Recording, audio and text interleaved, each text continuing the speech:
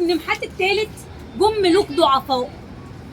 طالما يجي ملك ضعيف حكام الاقاليم يبدا يتخانقوا مع بعض ومع الملوك على الحكم، تضعف الدوله. يبقى دخلنا في عصر اضمحلال الثاني. في عصر الاضمحلال الاول كانوا الملوك ضعفاء وحكام الاقاليم كانوا عايزين يستقلوا بالاقاليم لحد ما جه واحد وحد مصر تاني. عصر الاضمحلال الثاني بقى الملوك بيتخانقوا مع حكام الاقاليم وضعف جامد جدا، يجي لنا ناس من بره مصر يضحكوا علينا ويضربونا وياخدوا مننا اجزاء من مصر. مين الناس دي يا ترى؟ الهكسوس. قبائل بدائيه رعويه جت من اسيا، نجحت في احتلال مصر والسيطره على شمال مصر واستقرت في مدينه اسمها اواريس. يبقى الهكسوس مين هم؟ قبائل بدائيه رعويه جت من اسيا، من فلسطين، احتلت مصر. نجحت في احتلال مصر واستقرت في شمال مصر، وكانت العاصمه بتاعتهم مدينه اواريس. ايه اواريس؟ مدينه في شمال مصر. يبقى كده الهكسوس محتلين شمال مصر وجنوب مصر معانا وجنوب مصر معانا. طب هنعمل ايه؟ ولا اي حاجه. عاملوا المصريين معامله وحشه جدا، اساءوا معامله المصريين. عملوا ايه يعني؟ اساءوا معامله المصريين ازاي يعني؟ فرض عليهم ضرايب. فرضوا عليهم ضرايب، اخدوا الاموال بتاعتهم، سلبوا الاموال، هدوا المعابد، قعدوا يبنوا في مصر قلاع وحصون عشان القلاع والحصون دي تقعد فيها ناس من الهكسوس باسلحه علشان يسيطروا على ثورات المصريين ويعذبوا المصريين. يعني لا احترموا معتقدات المصريين والعبادات بتاعتهم، هدوا المعابد، سرقوا الفلوس، فرضوا الضرايب، وبنوا كمان قلاع وحصون. ايه المعامله الوحشه دي؟ عشان لما يجي يقول لك بما تفسر كره المصريين الهكسوس. هم كرهوهم ليه؟ عشان كانوا بيعاملوهم وحش، عشان كانوا بيسرقوهم، عشان كانوا بيفرضوا عليهم ضرايب. طب وبعدين؟ مش هم عاملونا وحش وحكمونا؟ المصريين يسموهم ايه؟ يسموهم الملوك الرعاة. بما تفسر سمى المصريين الهكسوس الملوك الرعاة. ليه سموهم الملوك الرعاة؟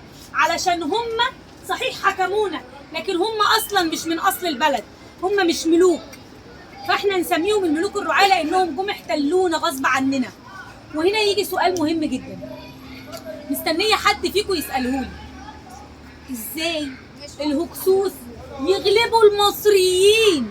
اي نعم احنا في حاله ضعف بس احنا برضو مصريين، محدش يعرف يغلبنا. لانهم استخدموا حاجات استخدموا. برافو عليكي. هم كانوا اكتر مننا عدد، اكثر مننا قوه، وكان عندهم سلاح مش عندنا. ايه بقى السلاح اللي مش عندنا ده؟ العجلات الحربيه. يبقى الهكسوس نجحوا في احتلال مصر علشان قوه عددهم واسلحتهم، وكمان عندهم اسلحه متطوره في وقتهم يعني اسمها العجلات الحربيه. طيب كده الهكسوس غزوا مصر. يعني ايه غزو؟ يعني انت قاعده في بيتك معاكي حاجتك واكلك وشربك وفلوسك، انا اخرج من بيتي وانا ناويه اجي بيتك اسرقك واضربك واقعد في بيتك. يبقى الغزو السير لقتال الاخرين وسلب ديارهم. الغزو يعني ايه؟ السير لقتال الاخرين وسلب ديارهم. انا خارجه من بيتي عشان اضربك واقتلك واخد فلوسك وبيتك. الهكسوس اتاثروا بالمصريين. عرفت منين ان الهكسوس اتاثروا بالمصريين؟ اول حاجه الهكسوس لبسوا لبس المصريين، اتكلموا باللغه المصريه، وكمان لقبوا نفسهم بالالقاب المصريه. انت عارف ان لقب فرعون ده لقب مصري؟ انت عارف ان لقب فرعون لقب مصري؟ فالهكسوس سموا نفسهم فراعنه، تلقبوا بالالقاب المصريه ولبسوا لبس مصري وتسموا بالاسماء المصريه. ده دليل على تاثر الهكسوس بالمصريين. طب واحنا ايه ساكتين؟ احنا ايه مش هنعمل اي حاجه؟ مش بلدنا دي؟ بص يا سيدي، في حته مش عندك في المنهج بس انا هقولها لك. دلوقتي الهكسوس محتلين الدلتا شمال مصر، والمصريين في الجنوب الاقصر واسوان والحتت اللي في الوادي دي كلها. ملك الهكسوس حب ينكش المصريين، اللي هو ايه؟ انت بصيت لي بصه مش عجباني، شتمتني في سرك، انا قاعد اضربك. هو كده بعت ملك الهكسوس لملك مصر اللي في بتاع الجنوب يقول له ايه؟ صوت فرس النهر في الجنوب يزعج خيولي في الشمال. يا اخي ده انت بارد قوي، اللي هو مش بلدك وجاي كمان بتتلكك. مين الملك ده بقى؟ كان اسمه سقنن رع. سقنن رع قال له اسمه سقنن رع، قال بس كفايه مهزقه لحد كده، احنا هنخرج بجيش قوي ونحارب الهكسوس دول ونكرشهم من بلدنا. وخرج سقنن رع بحرب اسمها حرب التحرير، ودي المرحله الاولى، حرب التحرير. خرج سقنن رع بالجيش، حاصر مدينه اواريس، دب طخ بيضرب الهكسوس، مات.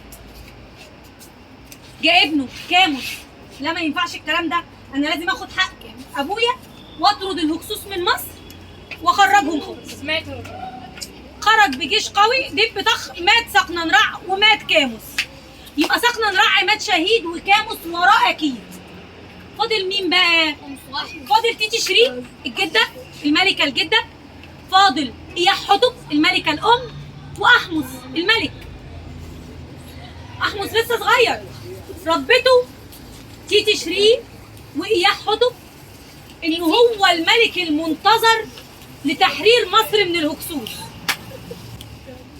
وفعلا كبر احمس وفكر هو ليه الهكسوس بينجحوا في السيطره على مصر؟ بسبب العجلات الحربيه. فزود الجيش المصري باسلحه ذكيه وهي العجلات، ونجح احمس في طرد الهكسوس من مصر. راح احمس بعد ما زود الجيش بالعجلات الحربيه جرى حاصر الهكسوس، انتصر عليهم، فضل يطاردهم لحد ما خرجهم بره مصر خالص. ولما احمس عمل كده بدأنا عصر جديد، عصر كله حروب وانتصارات، اسمه عصر المجد الحربي.